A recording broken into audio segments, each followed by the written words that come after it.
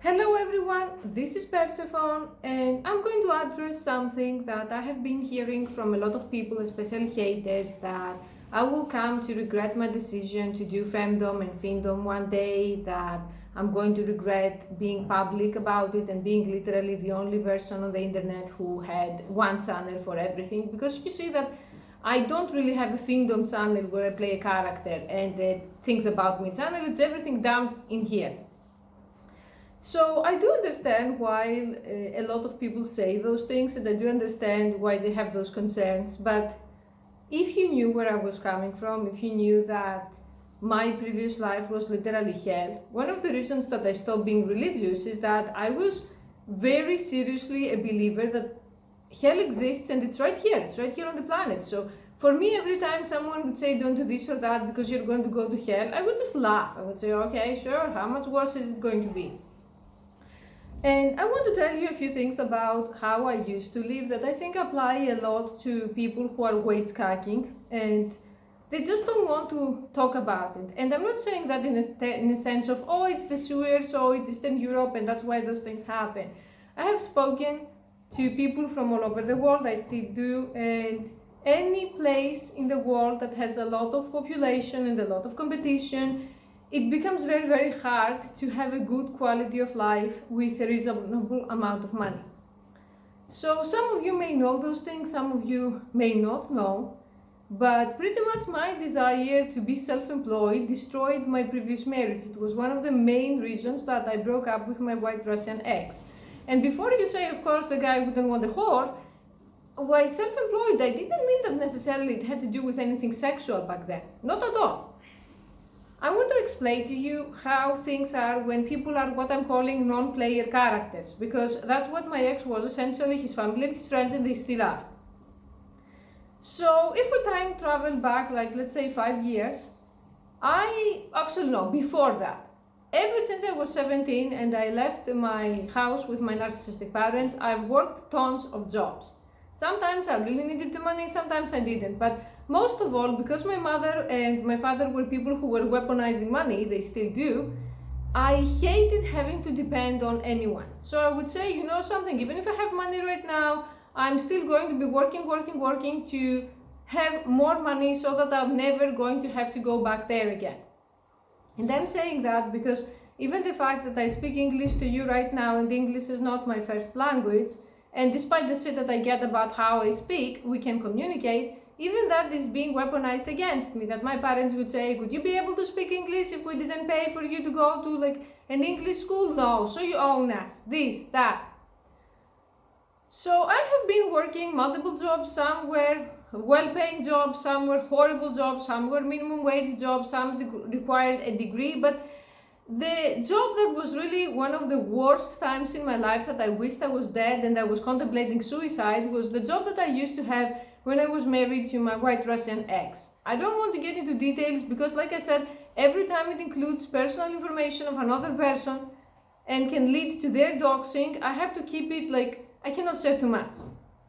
And he has been harassed in the past. There were people who found him and sent him disturbing emails. So let's just say that it was a job that it was well paying, but it came with many, many problems.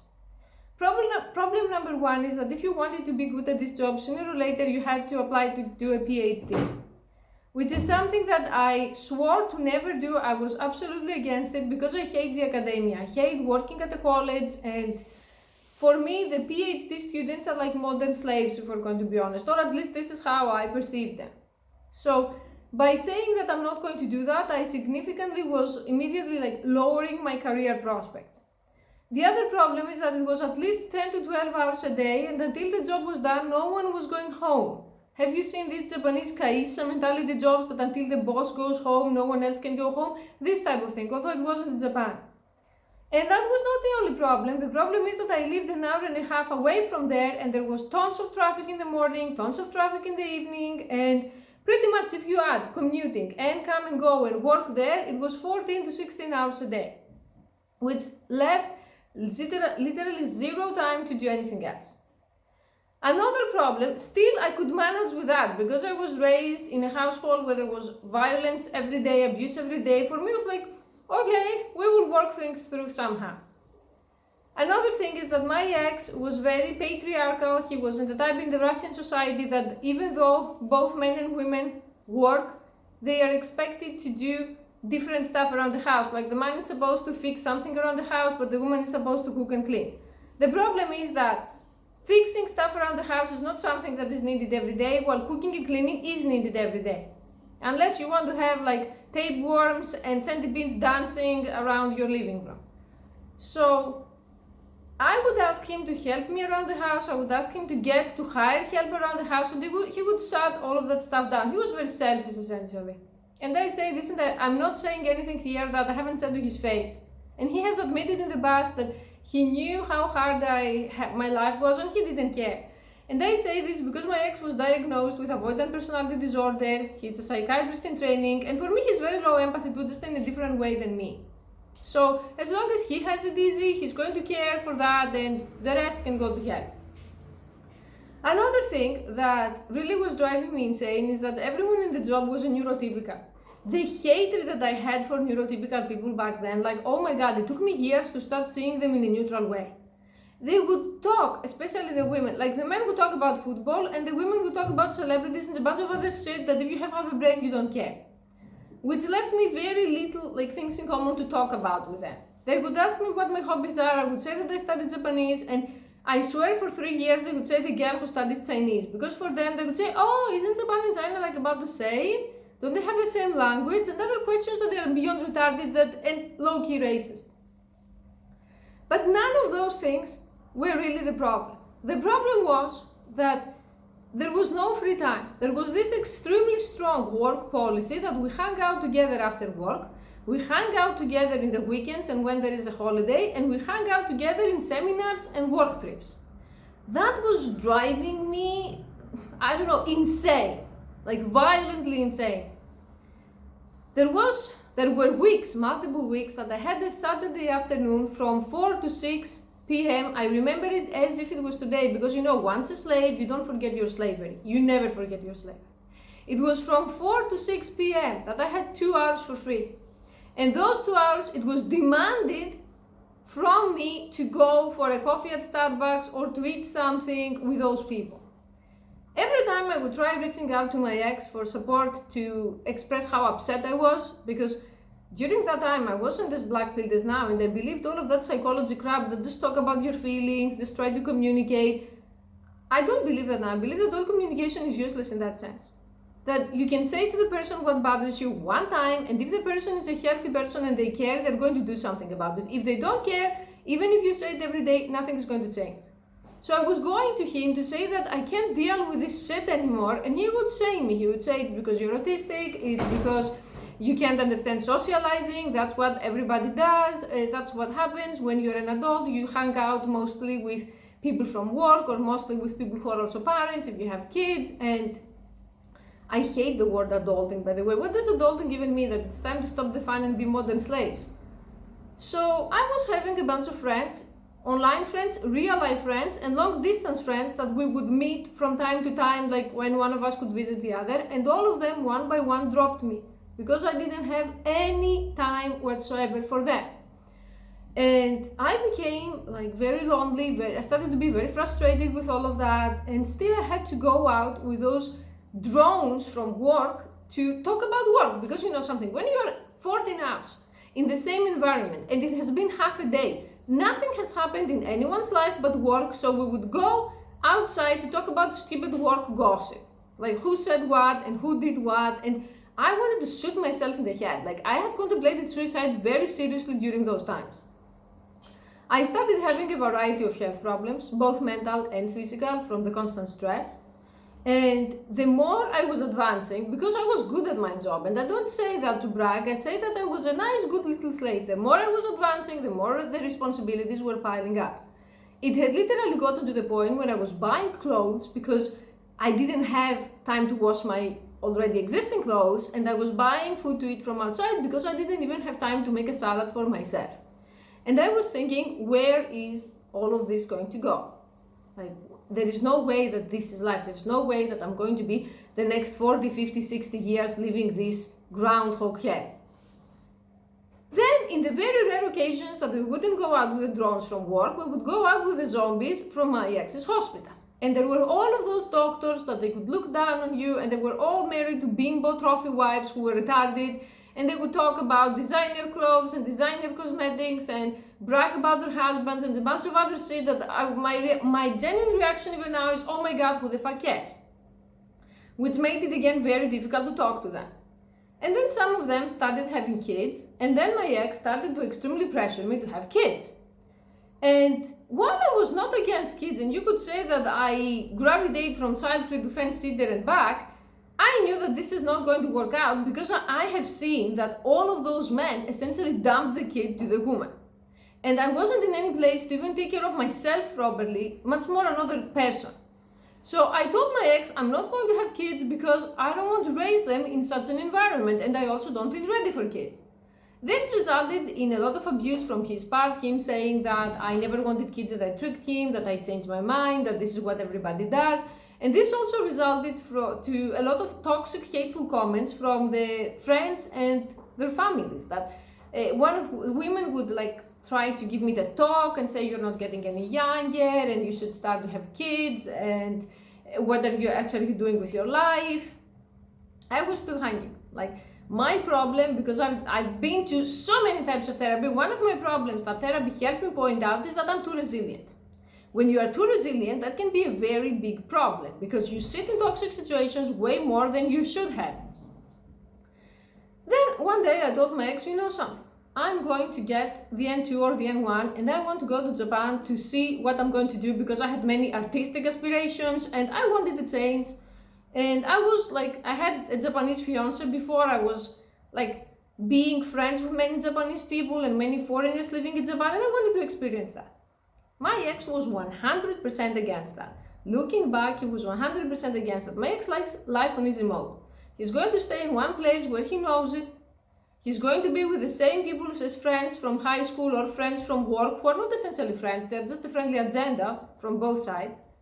And he's going to go for a couple of weeks every year somewhere as a tourist, and that's what makes him happy, supposedly. And you'll see why I'm saying supposedly.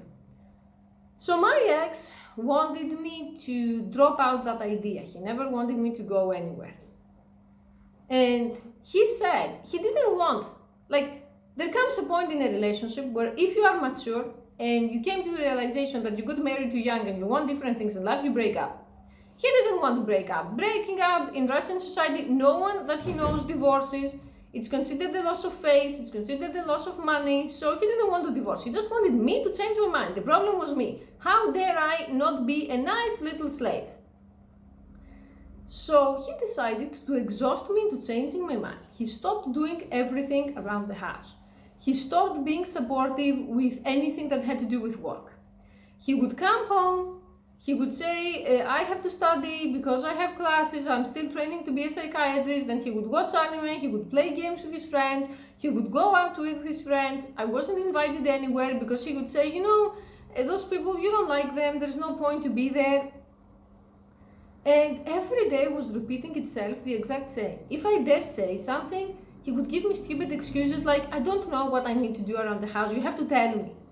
And men who do that, I wish them death because it's extremely hard for me to ask for help from anyone because this is how I was raised. When you get hit every time you ask for help, you're very, very soon conditioned to not ask for help. So I wouldn't ask him and I would suffer alone. I would suffer. I had become 90 pounds again on the verge of another anorexic outbreak, and I was spending money like crazy because I was spending money on gas, I was spending money on food, eating out is expensive, I was spending money on new clothes, I was spending money to go to the clubs, bars, restaurants, all of that extroverted normie shit, and I had to cut down on going to the Japanese language school because I couldn't afford it. And my ex would say the same excuse, this is what everybody does, this is adult life, you're the freak. Then, to piss me off further, he would say you have to go to Japan and apply to work for college there, to do a PhD there or to do any kind of college related thing there.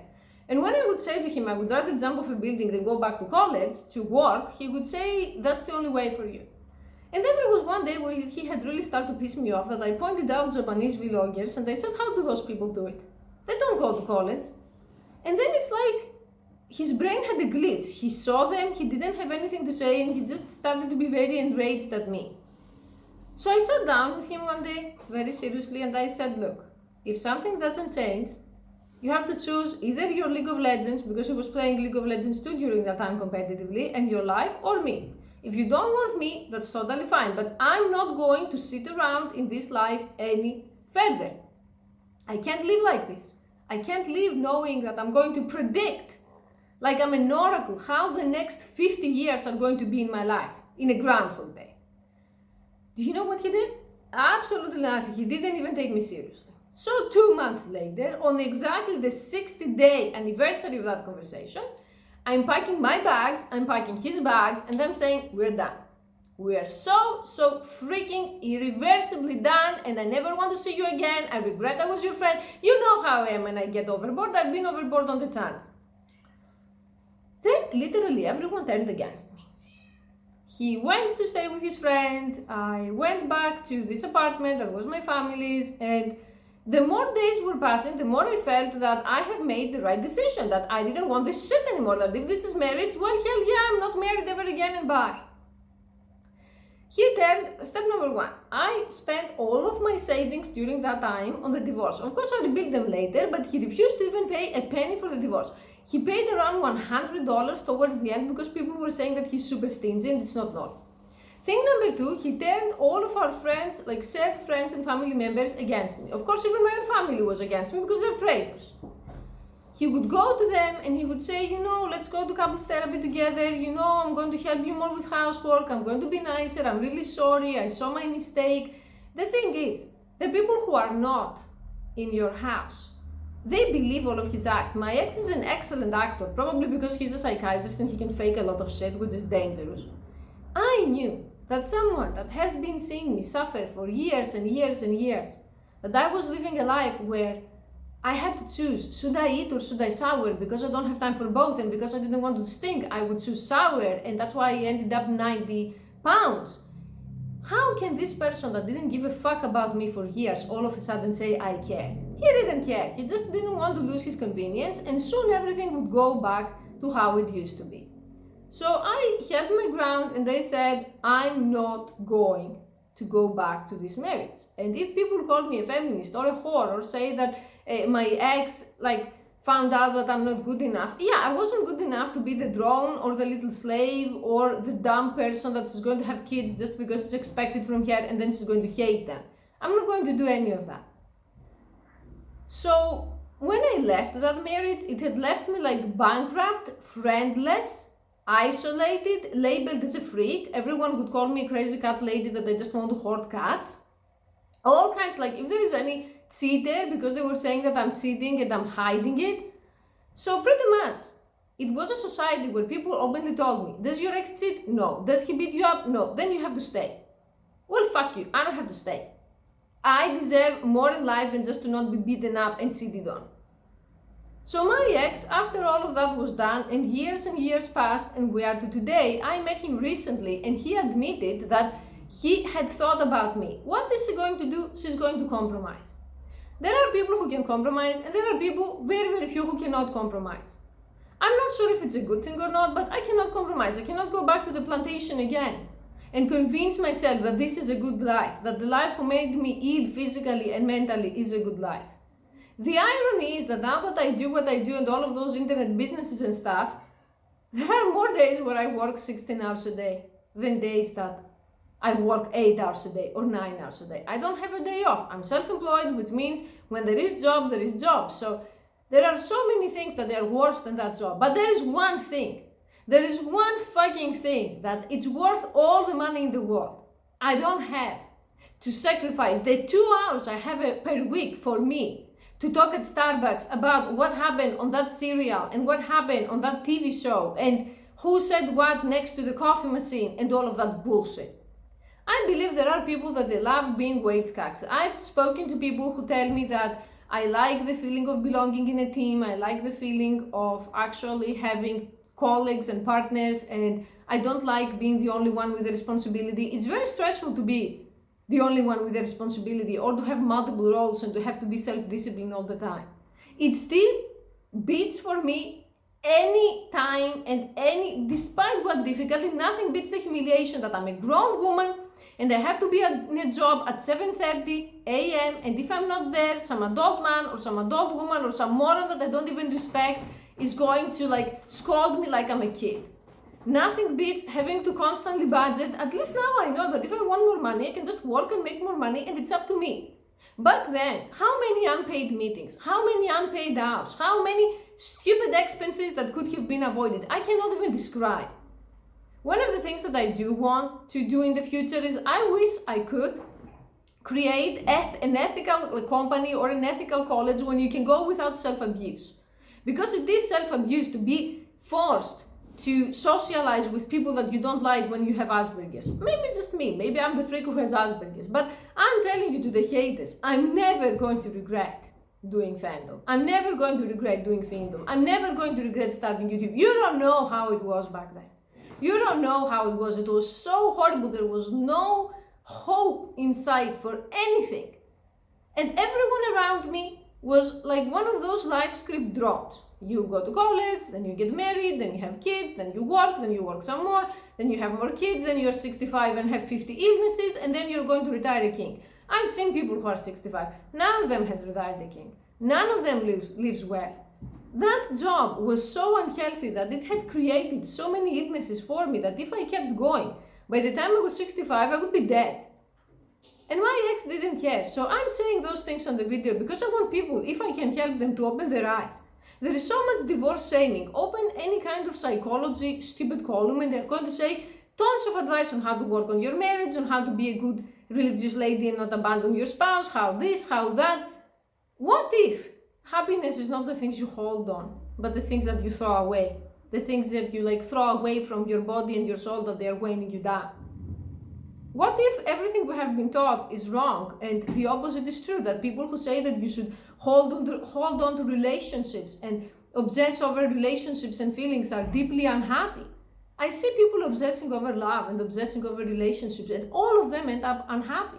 I'm not saying you should go and do all the other nonsense, but there should be a balance. Like after some point, how much was I expected to throw away for this? My own self, I was expected to throw away myself.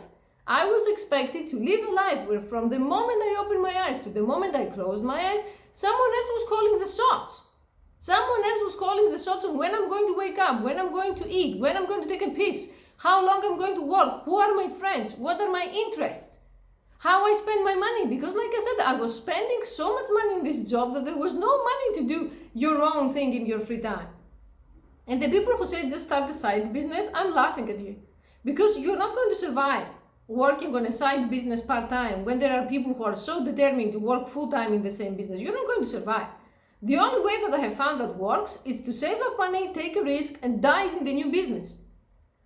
My ex is still very, very wary of self-employed people. He looks down on them. Most of the time he pretends they don't exist. And like I said, I don't just mean whoring around.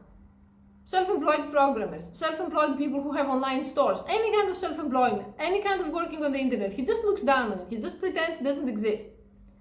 Essentially, he's a very little person. He's a non-player character. He has 2 or 3 tasks to complete in this life, and I believe that deep down my ex is deeply unhappy. I met him recently and he's very depressed. He said that his job is sucking his blood, and I was thinking, wow, karma hit you pretty bad, huh? That he understood 5 years later what I was saying 5 years before, that, you know, we cannot keep going. Like a car that is driving in the desert without even any pit stop. Eventually you run out of gas. You cannot keep going this way. So he told me he's pretty depressed. And he said that he expected me to compromise and I didn't compromise. And he should have known better. But I don't feel bad that he didn't know better. I think it was all for the best at the end, although I don't always say that for everything that happens, because I would still be the unhappy, miserable slave. If he had thrown some crumbs on me, if he had been a little bit more helpful, if I had even 1 weekend per month to do my own thing, maybe I would still be there. But those people, they were so greedy that they wanted 100 for themselves and 0 for me. And no matter how resilient you are, no one is that much of a sucker to be okay with 0, you know? The slavery was obvious. What do you do with a slave? Do you give him anything extra? No, you just give him enough to survive so he can go back to work to serving you. And they really underestimated me. So what I think now is the non-player characters, the people that they have specific symptoms. They are always miserable, they're always watching Fox News or some other fake news channel, they are always going to talk you out of every business idea, they're always going to try to convince you to not do your own thing and do the popular thing or do what they think you should do, and they're always going to excuse it that they look out for you. Those people, they are not really happy. For a very long time in my life, I was under the wrong impression that my ex is happy, that he's doing that because his happiness is different and my happiness is different. But recently I realized that this was very wrong, because if he was truly happy, he wouldn't care what I want to do or what other people want to do. He wouldn't hate us. For me, if someone comes right now and says, hey Persephone, I want to live in a farm and have 5 kids, go ahead and do it if that works for you. If someone comes to me and say, hey, you talk shit about the AMWF, but I want to be AMWF, I'm not going to hate him. I'm going to say, as long as your eyes and your ears are open and you won't end up in a human trafficking ring, go ahead and best of luck, be AMWF. It's because now I have much more balance than I did back then. So my ex doesn't have any balance in his life, and he's coping by saying the same bullshit excuses to himself that he said to me, that it's all adulting, that's what everybody does, there is no other way. So when I showed up, when I had the nerve to show up and say, hey, maybe there is another way, let's just take a break and see what the fuck are we doing, he couldn't handle it. It was too much for him, because if he accepts it even now, he's going to have to admit that he wasted years of his life being a people pleaser, and it gives him like a brain glitch. He can't. So you cannot take out of the matrix people who don't want to be out. As sad as it is, I believe that essentially my ex is going to fall ill from something stress related, but I can't save him. I tried and I can't save him. But do you know who you can save? If you save yourself, then you can save other people who also want to be saved. So to all of those of you that you're saying you will never be okay and there are going to be long-term consequences, I'm going to tell you something. I don't see long-term the way I used to see it. For me, it's a blessing to even think that I have any kind of future, because so many times in my life, I was sitting somewhere thinking, that's it for me. That's it for me. There is no future for me. My future is someone put me in a tiny jail and throw away the key. That's my only future. So yeah, you can think that doing fandom or femdom is like something that limits you, but whatever makes a lot of money can never limit you, because we live in a world where money is the currency of life. You need money to even buy clean water in many areas. So if you're one of those morons that you have been told that money don't bring happiness, keep being a moron. I'm going to tell to my audience who is woke that money is the essence of happiness. Because with money, you can buy your freedom. You can buy freedom from a clock. You can buy freedom from calling a dumb man or woman a boss. You can buy freedom from having to live with abusers in the same house because you cannot afford to move out. You can buy freedom from living in a stupid country where everyone is dumb, or in a no-name town where everyone just gets married after high school and has a couple of kids and then wait to die. You can buy freedom from all kinds of things and have healing by going to therapy, by eating healthy, by exercising, by taking time for yourself. All of those things are components of happiness, and all of them need money. And you're not going to get that money wage skyking in any job. You need multiple sources of income to be rich. No one becomes rich working a job unless you're, I don't know, a genius neurosurgeon or something and you get paid $10,000 per surgery. But how many people on YouTube are that? So open your ears and your eyes and start having your priorities. Especially if you are an incel, the only way for you to find a woman to love you and to spend her time with you is if you have money to be a provider. Time to step up your beta provider game. You can of course ignore everything that I say and sit here and talk about your feelings and wait for a miracle and do a bunch of other shit that they're not going to pay off. You can try it, not everyone is ready. But I'm telling you, there are a lot of people in my position that ended up doing such jobs, and it's not because all of them were greedy, all of them were shallow, all of them were lazy. Quite the opposite actually. I was never greedy or shallow or lazy. But I was just tired of being the sucker, because this is what happens when you work 16 hours a day and you have some beta cuck who wants you to do a meeting about the meeting because he lives with his mom and he doesn't want to go home. There are meetings like that. There are people that they don't want to go home and they're going to create nonsense at work to keep everyone connected. Well, never again. Okay, so if today your life sucks and you have some non-player character who is essentially waiting to die, to force advice on you, to tell you who you are, who you should be, what you should want, what you can do, what you cannot do, it's time to either cut the person off, or if you can't cut them off, start lying to them, start misleading them, and working with your mouth zipped and with your ears open to succeed on your own individual goals. There is no worse waste than you wasting your life because you are listening to other people's bullshit. Don't listen to other people's bullshit. Try for yourself, think for yourself, and the outcome, both the success and the failure, is going to be thanks to you. Thank you for watching.